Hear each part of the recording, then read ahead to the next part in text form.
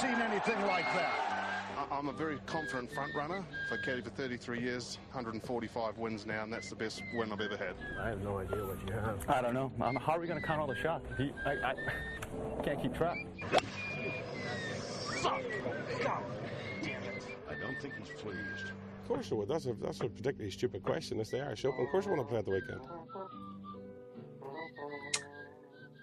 Hey there, everybody. Welcome along. It is Golf Weekly. It is Masters Sunday. It is the biggest day of Rory McIlroy's life. How are the nerves, everybody? How are the nerves? Because I won't lie, right here, right now, I'm a little bit shaky. I've been out and about this morning. I've been at kids' matches. I've been talking to people. I've been on WhatsApp groups. And there is only one topic of conversation in Ireland right now. This is a nation holds its breath type day. Rory McIlroy on the cusp of arguably the greatest sporting achievement of an Irish person we have ever seen. Whew.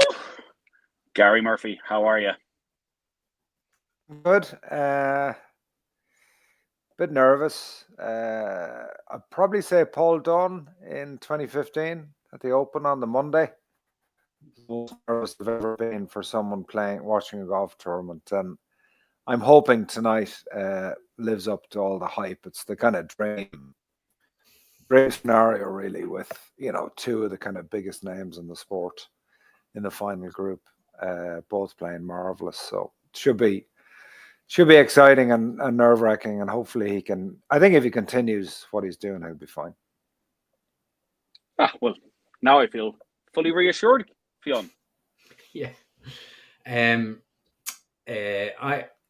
a lifelong fan of baseball, and in 1951 was the shot. It's called the shot heard around the world, where Bobby Thompson of the Giants hit a home run that beat their big rivals, the Dodgers, in a third game of a 2-game playoff, or best of 3.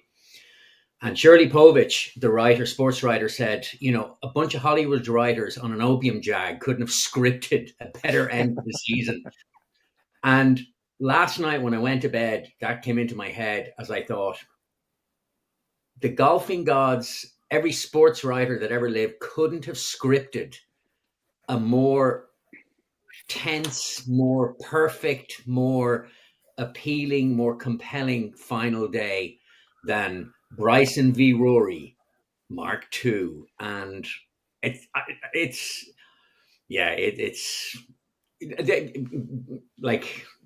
almost as Gary said earlier, before we came on air, it's just that you almost want to be like, oh, like, just wake me up when it's over. Yeah. There is that bit. I felt almost all day like I feel in that moment on All-Ireland final Sunday when the teams are walking around the pitch, when they're on the parade, and Mayo are in the All-Ireland final. And I sort of think, well, this is what living is for. These are the moments you wait for when you get behind your team. I hope today ends up better than what generally happens in those moments. But there's no denying what's at stake tonight. That very short, very illustrious list that no European has ever joined, with Saracen, Hogan, Nicholas, Player, Woods. From a purely sporting point of view, Rory ascends to the golfing gods if he wins this, to be the first Irish player to win the Masters. But maybe just more than anything, Gary, the last 10 years and the relentless heartbreak that McIlroy has suffered, to get over the line with everything that's even happened this week, I think would be one of the best sporting storylines, regardless of sport, regardless of nationality. I think so. He is such, from when he came on, in most people's radar, probably at the Open in Carnoustie, as a precocious young amateur with this, heavenly golf swing and excitement to, mature into a good tour player, and then to burst onto the PGA Tour and then win his majors also quickly, and the drama of the collapse at Augusta and the manner in which he won around Congressional, you're you're looking at an elite level talent. But this is kind of, I think first and foremost is trying to win. I think I really do think he'll be just focused on trying to win the green jacket as such. I don't really think that there's too much else going on with the DeChambeau factor. I think he'll probably realise the Grand Slam afterwards per se, but he's just so much in front of him, and that helps too. But for someone, yeah, as you see with all athletes, it's to fulfill their promise is very, very rare and unique, and that's what's in front of him tonight, and that just adds to the fact that he's trying to beat one of the most exciting talents in the sport at the moment with such an X factor. Whilst he has an abundance of that himself, DeChambeau is still a little different. So it's a privilege really to get on the first two. I hope he looks at it like that. He does, feel like on some traditions of the sport as well, and it's really, really exciting challenge. Listen, he's going to be nervous as a kitten on the first tee. I don't think DeChambeau will be. I think he draws on different emotions than Rory does. But if he can open up at 6-3s again, I think that'll settle him down. Oh, you think? This is the Golf Weekly Watch Along. You can leave your comments on the YouTube channel now, and we'll try and get them to the lads over the next little while. The main thrust of the messages so far is looking forward to this, lads. Can't remember a more exciting Masters Day than yesterday. Edit everything. Thomas Galvin, my nerves. Rory Harrison, your nerves, my nerves. And that's the general gist of this. Yesterday was wow. There's a couple of others. There is who was it? Donal is saying that Ken Doherty winning the World Championship is bigger, which I think is kind of curious in a golf pod chat, but it's I'd have to disagree. That no, it's as wonderful as Ken Doherty's accomplishments are, this puts everything into the shade. Yeah, no. Listen, I'm a big fan of Ken's. This is Ken getting past Ronnie O'Sullivan and Stephen Hendry. Yeah, Ken's win was landmark stuff, but like to me, other than obviously the legacy element and what it all means, and it's 17 goes at this and 11 years trying to win the Grand Slam and all of that, obviously it weighs so heavily. But for me, it's to separate that from the last 3 days, and the last 3 days have been some of the most compelling golf I've ever seen. Given that the last time we gathered together, we didn't quite say it outright, but those two doubles on 15 and 17 felt that, like, to me in the moment it had taken the wind out of Rory's sails, and that there was so many others around who were going to kind of accelerate away, and that Rory would be playing catch up. And then what we saw, what he did on Friday, and ironically playing not quite as perfect golf as he had on Thursday, with the exception of obviously 15 and 17. And then what he did yesterday, coupled with how DeChambeau finished, to me, I was saying to Nathan just before, I was like, I can't, maybe 2019, because Tiger's just unlikely win was just so outrageous. I can't remember 3 days of golf that had me so riveted as the last 3 days. I honestly, I'm just like, I'm almost exhausted from it. I don't think any of us, Gary, expected this when we spoke on Friday. It felt like the balloon had been burst on Thursday night with those two double bogeys. So to not just come out and get himself in the mix, but it feels like almost blow the field apart. And to step up in the first tee yesterday and hit a 371-yard drive was exactly what we had wanted pre-tournament. It wasn't I might fall over the line, I'll get in the clubhouse early and somebody else will screw up and I'll end up in the green jacket. It was, I am going to grab this tournament by the balls. I think I've always felt with McIlroy, when he looks he looks a bit too intense and a bit angry and a bit pissed off. He's a better player. I think, like his interview afterwards last night and his press conference last night, he was a little bit different to what he normally is. He was angry with a few stupid questions and he was short in his replies. And, it's not a popularity competition. It is going to be for DeChambeau today because he's trying to, kiss babies and save lives and stuff whilst shooting 65. But I'd honestly that edgy Rory. I think when he gets a bit too introspective publicly, at times there can be a bit of self-sabotage going on. If he can avoid that tonight, that I think that's his secret. There was a really good question there from Patrick Ryan about to focus on his own plan, not respond to anything to DeChambeau. So Rory tried to change his swing a couple of years back in response to DeChambeau's distance and length. So statistically, after the first 3 days, Rory's been a better iron player than DeChambeau. I would hate to see him get into a long drive with DeChambeau. I think strategy-wise, listen, if he does open up and hit a 370 down the first, that's fine. But DeChambeau is a little bit longer if they're both at it. If he can hit a nice controlled 340, as you do down the fairway, I think it'd be a huge thing for McIlroy to be going first in on most of these greens. If DeChambeau has a weakness coming in here, it's going to be his accuracy with the iron. Some of the pins today are a bit crazy as well. So I think Rory just pedaling back a little bit and nearly like a match play situation, because it almost is. If he's hitting in first into these greens, that could be his advantage. If he gets sucked into trying to hit it past DeChambeau, he's playing the player and he's not playing the course, and he cannot do this or that around Augusta. So there's going to be mind games. DeChambeau's going to do some crazy stuff, and he's going to try get the crowd to feed on that for his benefit. But I think if Rory can stay in his own lane and not get sucked into a match play situation and try shoot 68, I think if he shoots 68 tonight, he's going to be very hard to beat. And the horrible thing about this sport is he can shoot a brilliant 68 and still not win this, and he's done nothing wrong. He needs to play great tonight and get a bit of luck his way, Yeah, I totally agree with Gary. I think the challenge,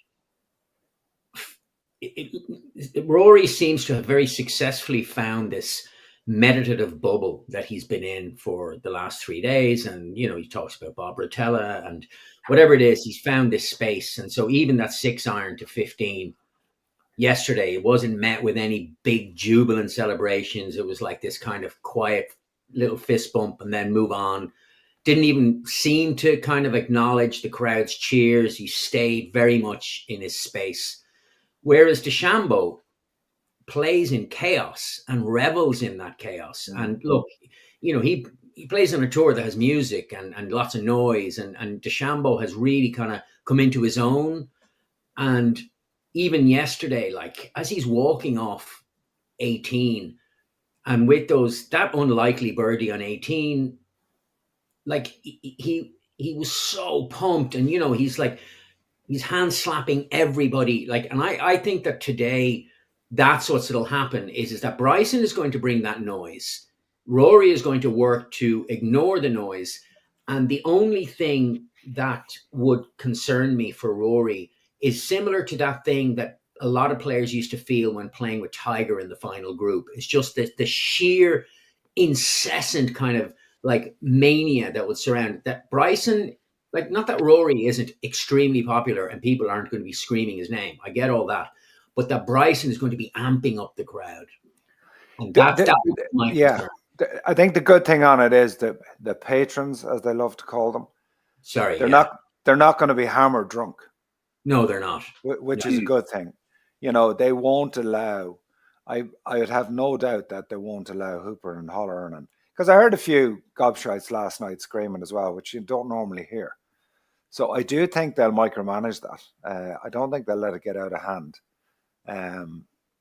But it's just, listen, it's two unbeaten heavyweights, basically. It's all on the line. and they're going to be swinging, and it is, hopefully it lives up to the hype. You know, the two lads shaking it down and Corey Connors shooting 69 to win it. No, You know, that damn would be squib. So, but I think if he could put like Shambo, you'd have some golfers. To be fair, but what you had, so you, like obviously what happened at Pinehurst will linger long both in the storyline and I'm sure in both their minds. But also then you had that thing that went viral there a couple of months ago, which is Rory going, "Oh, got to get you after what you did to me at Pinehurst," and Bryson's retort, "You actually did that to yourself." That little moment, that thing, for me, that's what's at play here today. All of that. And it makes for amazing soup, like, you know, and you know, a 2-shot lead. It's a weird thing, right? And I'd be curious about what Gary thinks, right? So Bryson steals away what should have been a 4-shot lead for Rory. Turns out, in fairness, the birdie at 16 was very good. But the birdie on 1 and the birdie on 18 were like, holy shit. that was like, 150 feet of putts or 120 feet of putts. Putting, yeah. So let's say Bryson had, Rory had a 4-shot lead. In numerical terms, of course, it's a better cushion. But psychologically, does the 2-shot lead make Rory's mind up for him because he has to focus on being the same player that got him to 12 under? He can't adjust his strategy because, I've got this bigger cushion that I now have to kind of nurse, and maybe throws doubt in his mind how he approaches it. Listen, if he beats DeChambeau, if he has a better score than DeChambeau tonight, there's no doubt he wins the golf tournament unless something freakishly happens. So he matters. Volume of the lead matters enormously, because if he had a 4 or 5-shot lead and he started melting down and your man is charging, you know, as we saw with Norman and Faldo, you know, once you lose your way around here, a big lead doesn't, you know, I wouldn't say it's an irrelevance, but I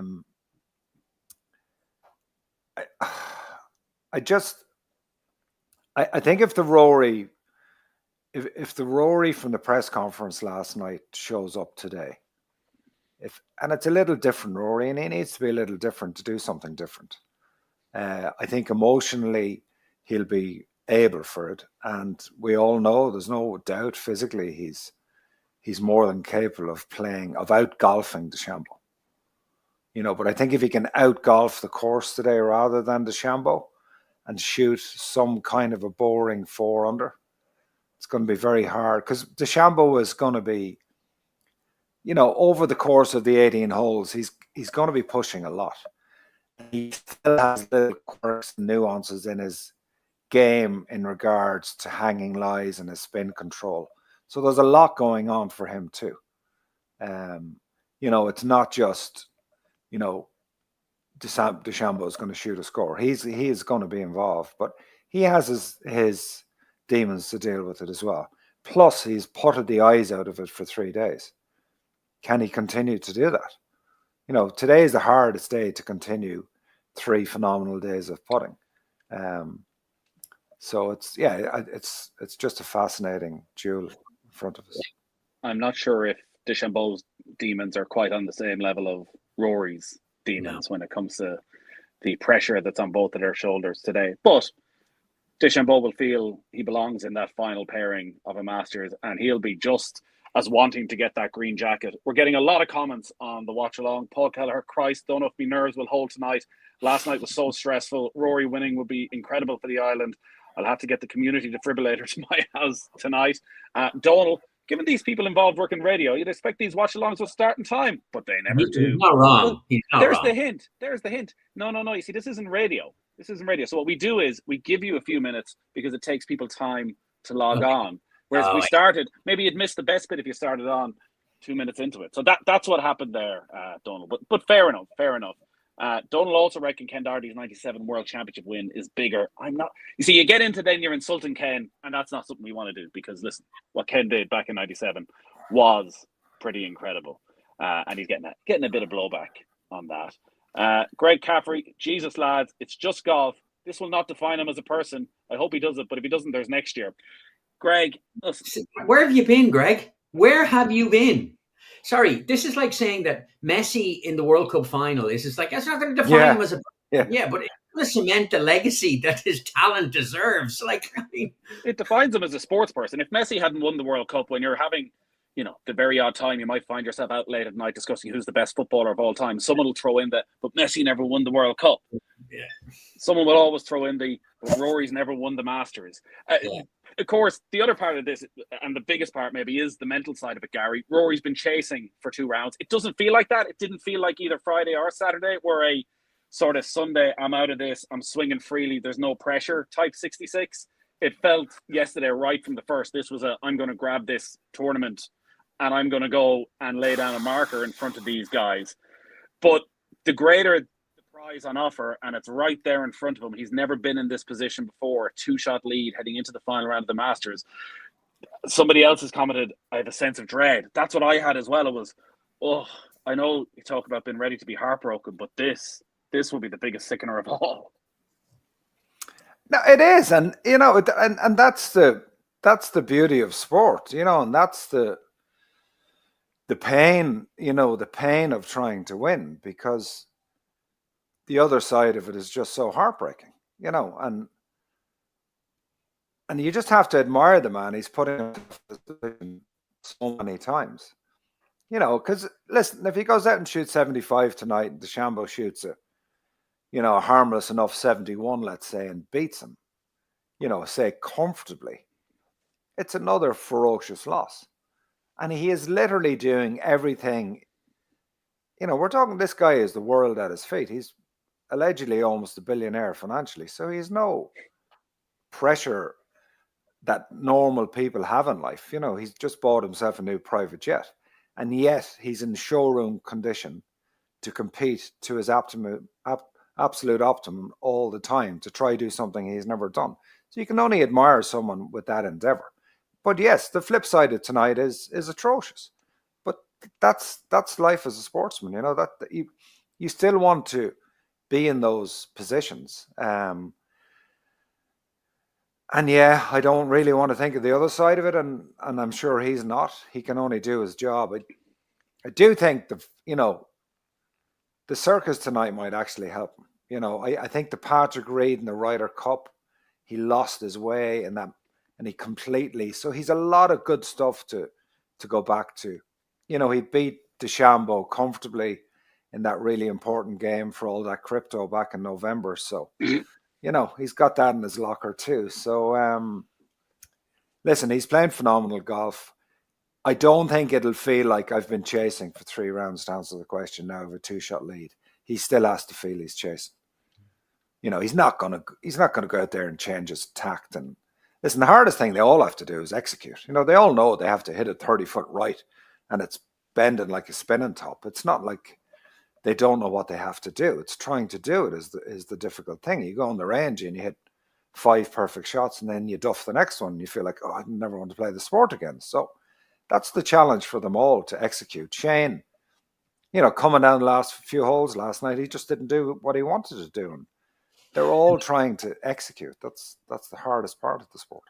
I was up this morning at 6:30 watching the back 9 at the Masters. That there's like that special program that has like all these, Faldo, Willett, Jordan Spieth, Phil Mickelson, etc. And they break down each hole of the back 9. Sorry, so what do they call it? The second 9. Isn't that like patrons, second 9, first cut, all that nonsense? And that old thing of like, the Masters doesn't begin until the back 9 on Sunday. So obviously what has happened for the first 3 days is testament to his absolute brilliance and DeChambeau's incredible ability to stay in touch and scramble, because he doesn't have his best golf. And Rory, I think, has out-golfed him for sure. But I will say, to Gary's point, he talked about resilience. I've underestimated Rory's resilience in the past, while recognizing that there's none so good in terms of consistency, certainly in this generation.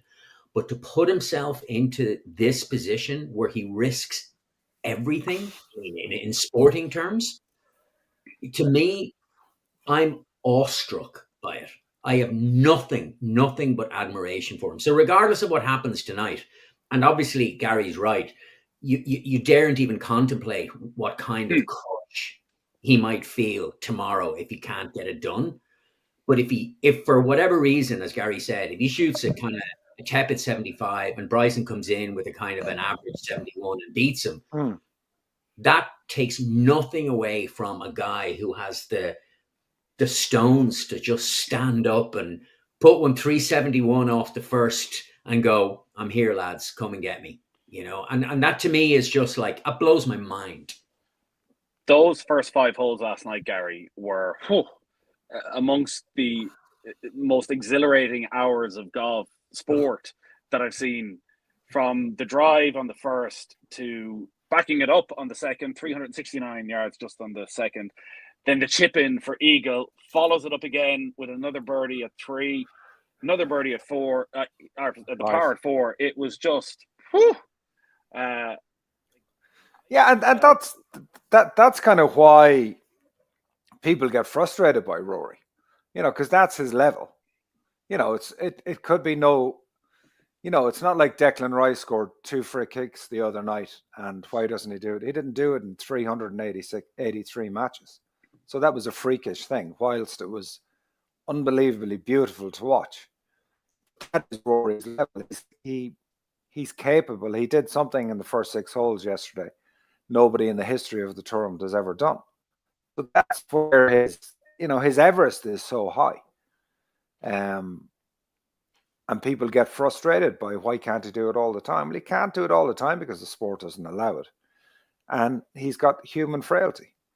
And his biggest weakness, like it is with all of us that play the sport, is self-sabotage. So I think if he can avoid that tonight and has a, we haven't seen it a huge amount in his career, or probably enough, but if he has that want to just, failure is not an option, because unfortunately second will be failure, and that's how high the stakes are. If he can somehow dig deep down into his soul and just let himself be himself, I think he'll be extremely. I think you're looking at DeChambeau going bananas to have to beat him, which unfortunately that kid is capable of doing that too. Going through my notes from last night, so you jump in with things that you remember and things that stood out. So mentioned the first 2, third hole, handy birdie, lovely chip, suddenly finds himself 2 clear, nothing really happening for Scotty. Bryson makes a mess of the third. Scotty hits a terrible shot in 6. He ends up flying the green. I seem to have a lot of those notes about Scotty. He wasn't on it and didn't seem to be able to cope with not being on it. Maybe reflective of his year so far. Certainly has not looked happy out on course, even when he was holding those bombs on Thursday. Maybe it covered up a game that's just not at A+ right now. Yeah, just on the driving range, he was in really, really bad form. Like, and he was talking animatedly to his coach. Like, clearly something wasn't right with him at all. Yeah, I think it's because he won 9 times last year. Porrick says this all the time. Like, I'm not coming up with this theory myself, because even though Harrington's only won 3 more majors than I have, but Padraig always said like that your high end is not your average. I think, there was a famous quote with Paul Laurie a couple of years after he had won in Carnoustie. He said, "My name's not fucking Peter." Yeah. No, he was playing some, regular Mickey Mouse European Tour event, and he's hit a duff pull with a 4-iron, and he's gone, oh my God, that's not the shot of an Open champion. So it's how comfortable you sit in the environment that you put yourself into. And Scotty at the moment is obviously thinking, I was untouchable last year, and that's my norm. I've won, but it's not his norm. His norm is really 3 wins a year. And I just think he's probably being a little hard on himself at the moment. So, and he'll filter through that. It might help this week to reappraise it, if he doesn't do something crazy tonight and get back to basics. We've seen it previously in his defense the last time. He's just tetchy trying to defend this event. He wants it so badly, and he's getting frustrated where he hasn't shown that. at all, really, since he smashed onto the scene at Whistling Straits, and he became a completely different golfer. So he's, just dealing with those human frailties at the moment as well, and I'm sure he'll get out of it. Like, he's an amazing golfer. Rory made a brilliant save on 7, went right off the tee, ridiculous chip from the side of the green, bunker off the tee on 8, had his first bogey, not just of the day. I think that was his first bogey of the tournament, because, well, the only shots he dropped on Thursday were the 2 doubles. Hits a brilliant wedge on 9, misses a short birdie putt, but obviously has built his lead at that stage. It was an important minute around then. So Bryson makes par putt on 9, Rory misses his putt on 10. And that was probably when my mindset started changing, because definitely around the turn, I was sort of going, geez, this might be done. Like, this might be done. And you're sort of having to reset your brain to, actually, this is Bryson DeChambeau, who's put himself right there on his shoulder, who, because of world rankings, we don't know where he is. But I think we'd have to say right now, these guys are, 2 and 3 in the world. There's no question about that. Yeah, and Xander's but yeah, he's, Scotty Scheffler, Rory, Xander, DeChambeau, really. They're the A-listers. But I think 11 was huge. Holding that putt was huge. But he, and he's like, he just hit, even the shot into 13 out of the rough was phenomenal. And that's, was he lucky or unlucky on 13? He obviously ends up sort of right on the lip of the bunker, just staying out of it. It depends. And a lot of the times, and I had to fight this a lot when I was commentating, you can't really call the shot as you see it. So whilst I have improved, to be positive, I would rather a tight, skiddy, spinny pitch than a delicate thing out of the bunker. But Rory hit a phenomenal shot, delicate shot out of the bunker on the 17 at Pinehurst. So he doesn't see that as a challenge. But to me, I wanted that ball to stay short of the bunker, because if you get that wrong and it just goes a little left, it's gone 15, 18 feet down the green. And I thought that was another moment. He's had loads of moments, but that was another clean it up, make 4. And then he did on 15 what very few people can do. Well, in between, Bryson hits an absolute monster drive on 13. And maybe this is the moment to talk about the coverage, which I just thought was top class all night across the evening on Sky. From Butch being the perfect man who has seen it all. Like, Butch, Tiger Woods, at his absolute, he has seen the best golf that has ever been played, and he's seen it up close. And still, his enthusiasm at 81 years of age for what Rory was doing, and his excitement. I was obviously starting to get worried that he'd take a turn at some stage. He was losing the run of himself so much. So you've the right tone there when he's on board, and then Fionn, I think you probably have the right tone as well from Faldo, who is able to take it to DeChambeau with what happens after 13, and DeChambeau's real lack of nuance with the irons. That definitely Faldo sense that he doesn't have maybe the shots that you need for those approaches on the back 9. We said it the other day, didn't we? But Faldo is the most forensic in-game analyst of the swing and what's going on, and he can see something straight away. Like, in fairness, Justin Rose proved him right again, with that kind of exaggerated drop practice swing that he has, and Faldo said it straight away. He goes, no, that's not the shot for a draw. When he was looking for the draw, and sure enough, he flared one out right. And similarly with DeChambeau, calling it that hooky 7-iron that DeChambeau hit, like, it was a big flailing draw to the point of almost a hook. And Faldo said it straight away. You have to be much more precise in your approaches. Like, you have to be. You can't. You're not going to win here, giving such a wide margin. And look, the thing that we forget, and we've seen a lot of it over the last 3 days, is that for all of DeChambeau's prodigious length and strength, his short game is unbelievably good. He has improved his short game like unbelievably over the last couple of years, 2-3 years.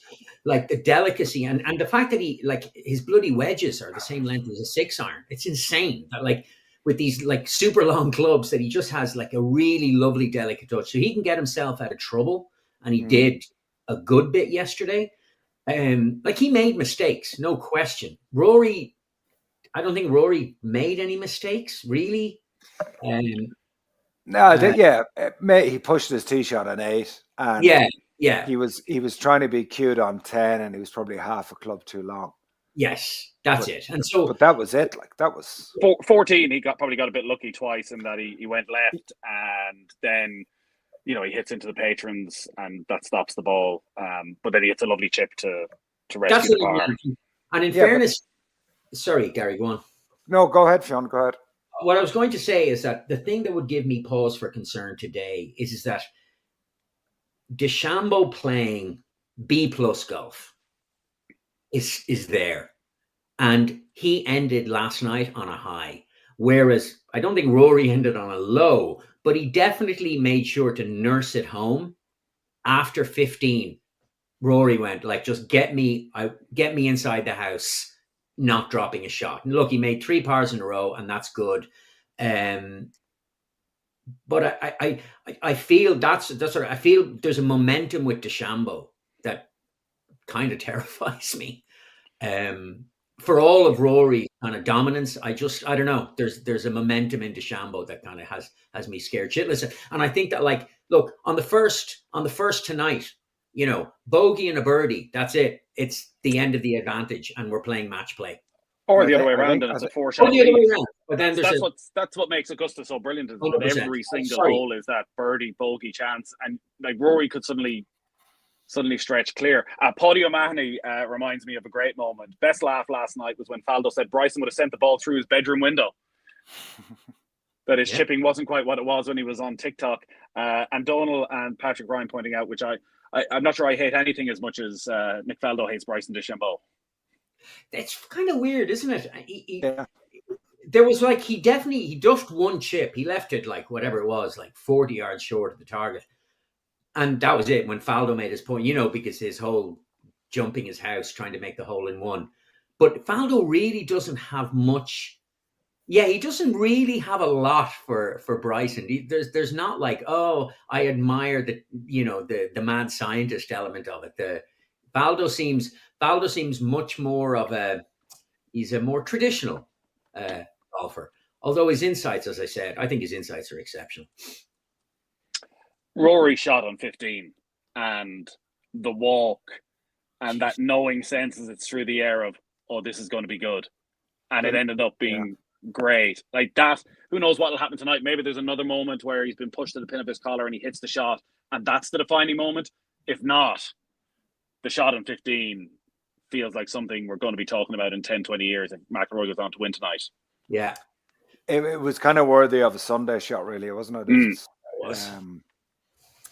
But that's the X. Like, he can just do things like that. He can hit the ball 550 yards in a straight line, with crazy clubs that, the average golfing public watching that's probably hitting a couple of nice woods and maybe a duff of a wedge down the hill, and he's hit driving 6-iron in a straight line. And the launch angle, they don't show it at Augusta, but I'd love to know what the apex height on that 6-iron was, because it looked like he almost hit it vertical. So that's the beauty of his game. I'm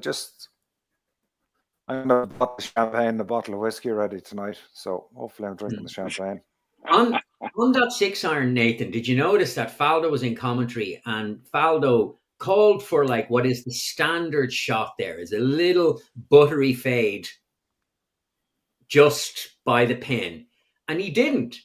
Like, you want to go just a little left of the pin, and Rory took it like with a little kind of like the hint of a draw, just dropped it where it was 8 feet right of the pin. It was staggeringly good. I think that's the thing at times where you can't be calling the action. You can call it as you see it, but you got to call the action. What you have to try, I think, relay to the audience what the player is trying to do, not what you try to do, because half the time you'd be hitting 3 woods around these fringes and you wouldn't have a lob wedge out, so, and I think Faldo, and whilst I love his commentary around Augusta, I think at times he's seeing himself hitting the shots rather than. Oh yeah. What, No, what- this what is the how guys I. are. Yeah, And exactly. and seeing the players of that generation hitting the Yeah, shots. it's a different sport now. It's Do you know, they're those carrying the bunker on the first, like that never Yeah. existed. When I was watching that back nine at Augusta, and they had like Nicholas's incredible win in '86, which I remember as a young teenager. But the thing is you look back on it now, it feels like old man golf. Yeah, Like- watching football in England now, and you look back to my team Liverpool when they were winning in the '80s, and it looks like they were all in the pub the night before. No, they probably were, but it's so slow. The pace is it's a completely different sport. And the keeper picking it up, so you got to move with the times too. The game has changed enormously. It really has. Like Bryson kept on coming at him, and despite the criticism for approaches on 13 and 15, like he hits a sensational shot on 16 and gives himself a tap in for birdie, and then obviously he has this monster putt on 18. Was it last year on the Saturday that he chipped in for eagle on 18 and got himself in the mix? But this was obviously far more important, and we'll know by the end of tonight just how important it was. But the difference between the 3 shots and the 2 shots feels as though, whereas this was totally in Rory's hands, this is a proper duel on a Sunday evening. Patrick Ryan asking Gary, how important is it for Rory to focus on his own plan and not respond to anything DeChambeau does? It depends. It depends. If it's that fine line with trying to play sensible, and you're turning, level par, and he's 500 through 9. For but me, he's had the experiences in the last couple of years that should really stand to him now, because he got caught cold, say, by Cam Smith in St Andrews, where it certainly seems from the outside he thought conservative golf would do the job, and Smith came from nowhere. So I know, but it's easy to shoot 68 around St Andrews hitting the ball in the middle of the green. It's not easy to do it here. Now, I'm saying it's easy for these guys at this level. I'm not saying. Here's one for you then, Gary. First hole tonight. DeChambeau, he hit 3-wood last night. What did he hit tonight? With McIlroy having hit a 371-yard drive, miles past the bunkers, so far that the cameras weren't even ready for it. What does DeChambeau hit? If memory serves me right, I think does the leader tee off last? I think they have an unusual tradition. Maybe. Don't they have that? Yeah, I think they do. Which they do don't they? Yeah, which I think is crazy.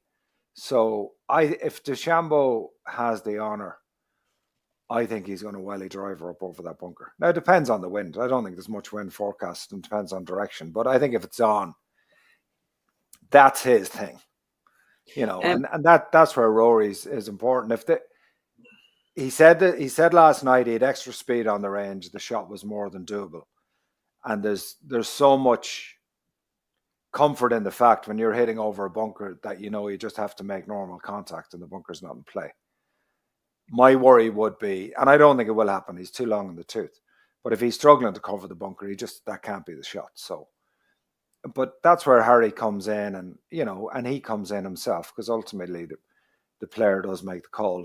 Harry will have 2 or 3 big calls to make tonight at a maximum, and he has to get those right and get the information across in the best manner possible. Listen, they've worked together for a long time, so Harry will understand when and when not to speak. But he doesn't need to. It's not a long driving competition. They can go off to the desert with all those gorillas in 6 months' time and beat the shite out of it. Tonight's about playing golf. So, Darren Fitzgerald is asking Gary, Rory to win tonight or Liverpool to go on and win the league? You can only have one. Well, unfortunately, Darren, the great position Gary's in, for the first time in his life, he can have both.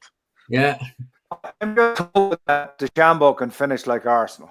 That's what I'm hoping for. But if Rory to win the Masters or Liverpool, I would rather see Liverpool lose all the remaining matches and Rory not win the Masters. Have you seen the pin on 16 is not the usual Sunday pin? Crazy. Yeah, it's up back right.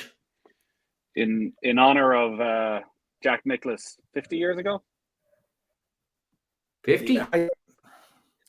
But to me, that's not. To me, that's a famous, birdie opportunity. Or they're trying to bring bogey into the equation because, like, if you hit that beside the flag, it's the wrong shot.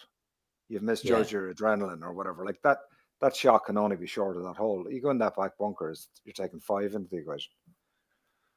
It's an unusual pin, but I think they have been unusual. Like they were very harsh on Thursday with that front right pin, and they've sub-aired 15.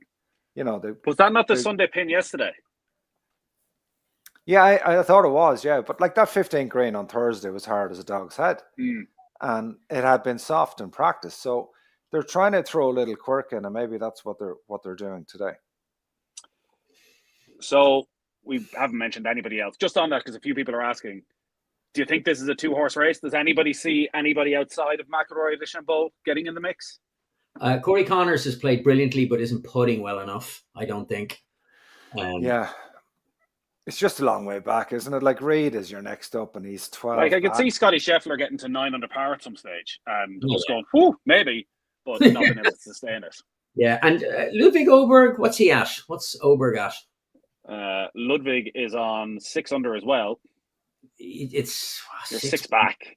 Like it's you need favors. Like all those guys are looking for Rory and Bryson to get stuck in a boxing match and turn in a couple over, and DeChambeau's back to 8, Rory's back to 10. You turn in at 8 or 9 and it's game on. So they need help. They need to play amazing, as does Shane. Shane needs to 65 is his minimum tonight, but he can still shoot 65 and lose. So they need help from the top 2. And let's hope there's a few others in the mix too. We had that beautiful moment yesterday, Fionn, where number 1, Rory McIlroy, number 2, Shane Lowry. And we had that question on the Rhine line that I put to you last week that was this imaginary, it would never happen. What would you do if we were walking down 18 and Rory and Shane were tied for the lead? Who are you pulling for? And then last night I was going, this might actually happen. And sure enough, then 17 and 18. Shane looked, I have no idea. He looked wrecked. I think the effort yesterday maybe just ran out of puff at the very, very end.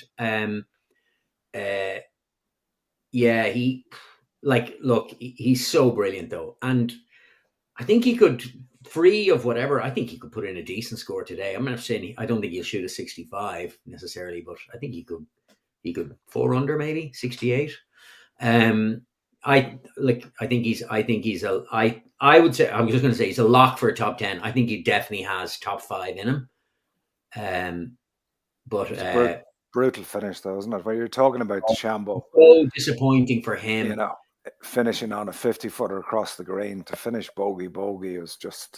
Yeah, and did you see and obviously he's not in contention. He's not even going to. But like I thought it was interesting. Jordan Spieth's post round afterwards, giving out about mud balls, and saying that they're a feature of here.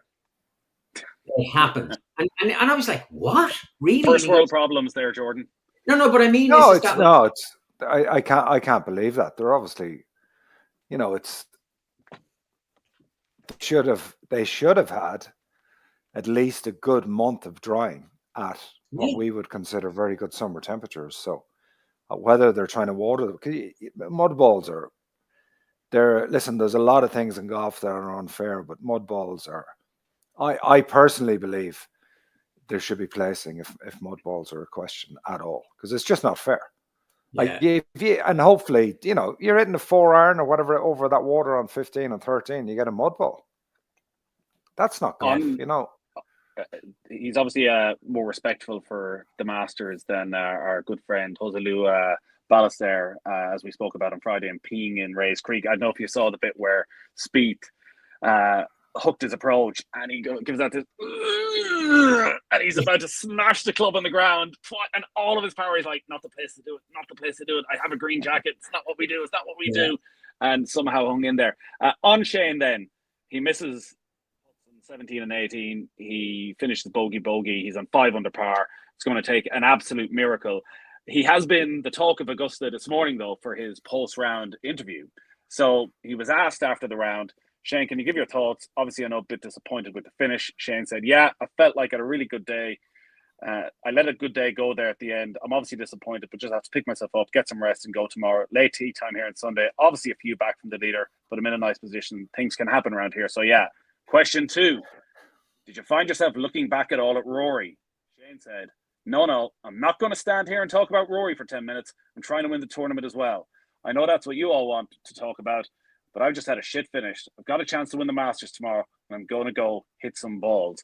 And he went on then to be quite critical about having to speak to the media, spoke about tennis players and the fact that they don't necessarily need to go straight out and talk to the media after a disappointing round, that he should get a little bit more time. He said, yeah, a lot of pain, especially those last 2 holes. I'm going to go and talk about Colin Morikawa a few weeks ago. I think we need time. I think I need half an hour now to go sit there, gather my thoughts. I can't be coming to talk to you guys straight away. I shouldn't be happening. I don't agree with it. Tennis players have to talk to the media, but they have half an hour or an hour before they have to do it. I feel like we should do the same thing. That's how I feel. I'm probably going to say something stupid. I probably already have said something stupid because I'm pissed off right now. I'm just going to leave. Okay. And as you can see, even from the comments on the YouTube, I think there's a mixed reaction to it.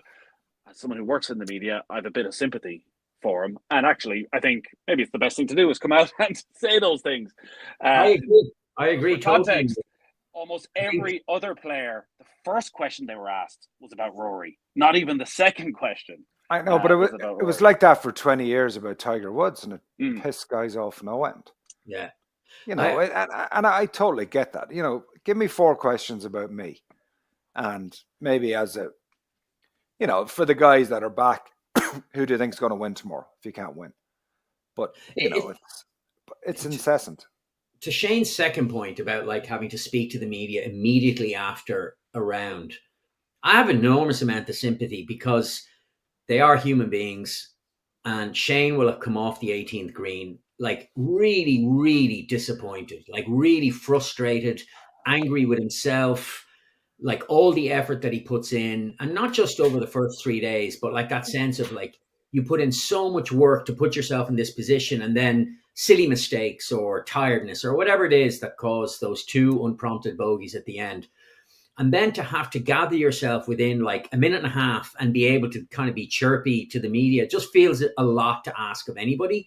And so I think half an hour, just give yourself time to decompress, compose yourself, and go out. That's the second point. To the first point, look, it's a reflection of his being pissed off because, he certainly like, they're kind of like a media duo now and have been for a while, him and Rory. It's like, oh, the Irish guys on tour. And look, it's brought Shane a huge amount of profile. His both being Irish, his good play, and let's not kid ourselves, his connection to Rory. But I have enormous sympathy for him, a huge amount of sympathy. And I don't think he was especially unreasonable. I really don't. I think like he might have been a bit peevish, but that's okay, And I have to say, I'm like, yeah, I totally understand. If Shane's temperament's so fragile that he can't answer a few questions after a bad round, then don't do it at all if it's optional. But don't agree to the interview, then whinge about it. Same. If he's under an obligation to speak to the media, if not, walk on by. I don't think there's any obligation. Rory didn't do any interviews. I don't think they can't tie you down and say you're not leaving the course until you speak to the media. But there is an expectation that you will go and do some form of a press conference. And listen, the other part with this, the fact that Lowry is getting some degree of stick, is again, I think, just people's underestimation of Shane's desire to do well. Like, he's a bad loser. He's always been a bad loser. I've seen him after countless rounds at Irish Opens and everything where he hasn't been Mr. Nice Guy, where he hasn't been sure, I'm just happy to be here. Like, I think there's a part of a lot of people who watch that go, that Shane would have stood up there and go, Jesus, isn't it great to be in contention? The final couple of holes of the Masters, me, just a young lad from Offaly, I can't believe I'm here, 3 shots off the lead, and my best mate Rory's going to win. I'm sure if I don't win, isn't it even better if he wins because he's wanted this all his life? Like, you don't get to the position he's in the world by thinking like that. You're absolutely right. You're absolutely right. It's the old that overtried phrase is, you show me a good loser and I'll show you a loser, and it's like he is a sore loser, and he should be. When you put in that much effort, you're working that hard to accomplish the goals you set yourself. And I'm not suggesting, I'm suggesting within limits. Like, I don't think it's smashing clubs in the 18th or kicking children is an appropriate response to a bad round. But being a little peevish in a post-round interview, I have no issue with that at all. I think we get a couple more questions in. Go on, Gary. He's not Dougal, so he's just gone bogey to be 7 back, and he has walked off the course thinking he's lost the Masters. Yeah, it's hard enough to beat Rory McIlroy when you're tied with him, but yeah. he's 7 behind Rory, he's 5 behind DeChambeau, so he's felt he's lost his chance. That's not to say he can't shoot a crazy score, but that was his. I think there's something to it. I also do think, they have a responsibility to speak to the media afterwards. They're happy to speak to them or use their social media platform. They're getting paid millions of dollars on this PIF thing or whatever. So they need to speak to the media. Whether it's directly afterwards, maybe not. But they have to speak to the media. I think it's part and parcel of their job. Yeah. But directly after finishing bogey. Now, the problem is, too, guys, and I had this when I was playing, there's always one arsehole journalist who's going to throw the dagger in, and you're supposed to be Mr. Nice Guy about it. And then you've had enough of this fella forever, and then that's where you get your soundbite. So there's two sides of the microphone on these things, but I do think they should have an obligation to speak to the media. Just to wrap on Shane then, do you think there is anything in that dream scenario maybe getting into his head?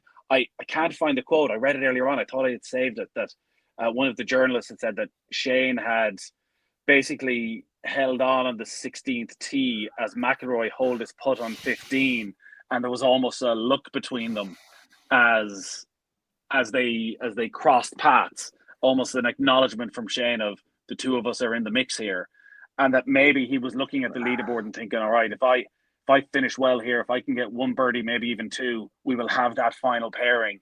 And I don't know, lost his concentration? No, I don't buy it. I think if they're allegedly best mates, I don't think you'd want to be in that final group together. It's dog eat dog. Shane Lowry just wants Shane Lowry to win the Masters up to the point where he can't mathematically win it. And then you want your buddy to win it. But he doesn't give a toss about Rory or vice versa if they're coming down the stretch. Afterwards you'll sit back and, have a pint over it or whatever, or enjoy the other man's win, but use it as a tool to try do your own thing. But no, that's nonsense, I think. Yeah, agree. I agree with Gary. Absolutely.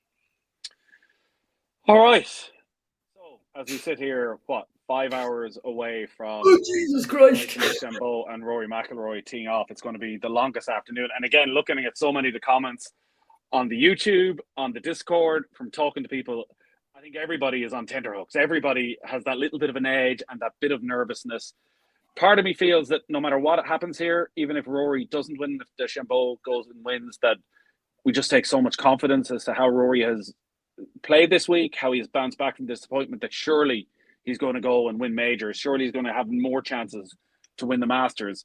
But then I guess it depends on, if he wasn't to win, how he doesn't win. Is it taken away by brilliant play, or does he stick it in the water twice on 12, and then it's going to be a pretty horrible conversation, and people will be using words that we really don't want to be using around McIlroy. But there's just so much positive to take out of it right now, and what he did last night, I think, is going to stay long in the memory for a lot of people. Yeah. Two things, guys. First, well done to Mark Power, who got an invite challenge for sixth in the Middle East, which is a great performance.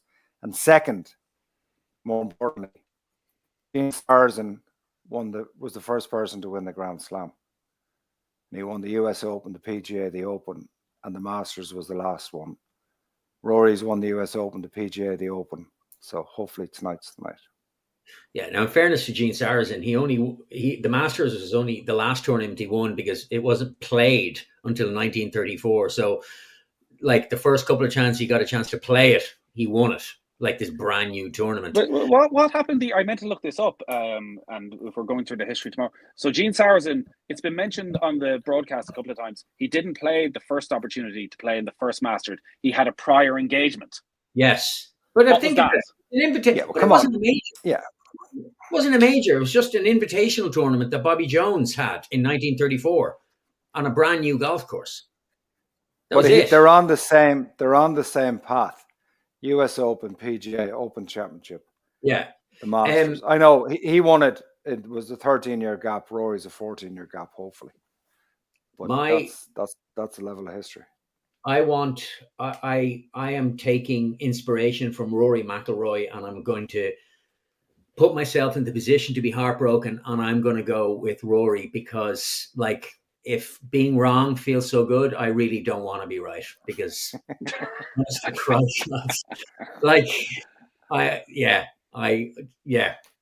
think we're going to have a Shane Lowry at Portrush style back nine where this is done with 9 holes to go. Oh, that'd be worse. That'd be worse. That'd be way worse.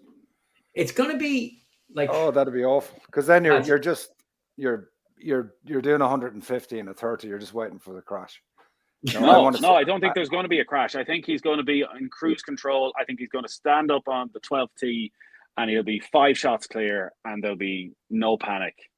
And it's going to be just wild. We'll have 2 hours of being able to talk about it happening before it actually happens. He's playing so well. He didn't even putt that well yesterday, and I think he's going to start holding a couple of putts, and this is it. This is the moment. And then we're just going to have to wind down the podcast because we'll have nothing else to talk about. Type deal. Is that what you're thinking? Well, Liverpool are winning 1-0, so Liverpool are winning 1-0 right now. So yeah, Lucho Diaz. I don't care. I don't care about football until tomorrow. Yeah. Well, I want ahead on the 17th. And Rory to go 3-3 and just steal it from him. Oh, you want the drama? The drama. Oh yeah, absolutely. Listen, who knows? That's why we got to watch it. That's why sport is the greatest escapism that there is. So, absolutely. As Mr. Larson said to wrap up, he'll never have a better chance, Nathan. He has to do it. He has to do it. All right. Yeah. On that note, we shall leave it there. We will be back tomorrow to review the night before, and hopefully we're sitting here talking about Rory McIlroy as Grand Slam winner, as Masters champion. And then we'll have to figure out what we're going to do between August and April next year. What the hell are we going to talk about? Apparently you can have more of those put-offs. Yes. Yeah, well, we'll have more challengers. We're going to get Fionn Davenport down to see, can he not just be watching them on video? Score, can he make Padraig Harrington score? Yeah, absolutely. Yeah. Just to be clear, the final video is going up today. If I hadn't had such a slow start, Gary, I think I might have won the whole thing. If my granny had wheels, she'd been a shopping trolley, Nathan. All right. Thank you so much for joining us. We got a packed week ahead on Golf Weekly. We'll be back tomorrow, of course, with the review pod. We'll have Tuesday. We'll have Shane Ryan. We'll have loads of other good stuff. And here, Rory. Fingers, toes, everything crossed. Let's do this. Enjoy your Masters Sunday. Thanks, guys. Thanks, guys. All my exes wear Rolexes, but I reside right here in Dardanelle. I'll pick it now. Little JD starter kit right here.